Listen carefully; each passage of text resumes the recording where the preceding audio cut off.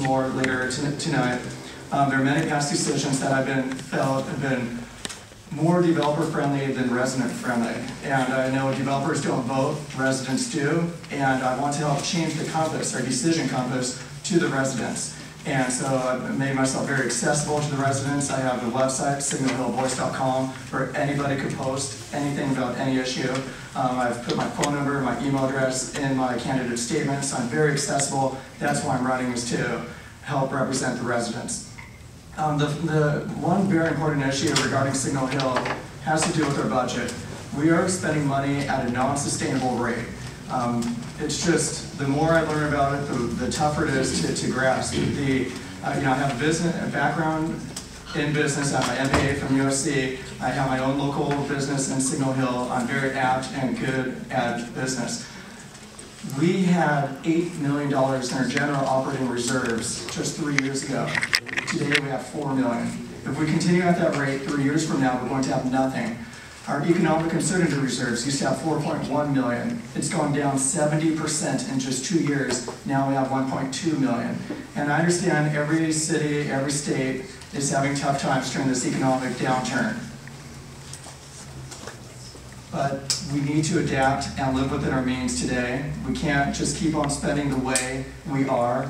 And I asked our general manager, what are our operating assumptions? Why is there such a disconnect between what money is coming in and what money is coming out? And he responded, one of our operating assumptions was this was going to be a short-lived recession, and that we didn't want to reduce infrastructure, reduce overhead. Even though there's less city services that are being provided to the residents, we still have the same very similar overhead as what we had during 2007. And so in 2007, they made the decision to do a 2% cut this year, 2% cut the next year, when in reality, our income was dropping by about 18%. So there's just a total disconnect between what is coming in and what is going out. And even at the last city council meeting, after presenting the financial facts as far as what we have and what little we have left, during the same city council meeting, we talked about issuing a new bond of $11.3 million for a new library. And we just can't afford it. We issued a new $11 million bond in 2006 to support our water department. We did a huge multi-million-dollar bond for the police department, which is very important and I support.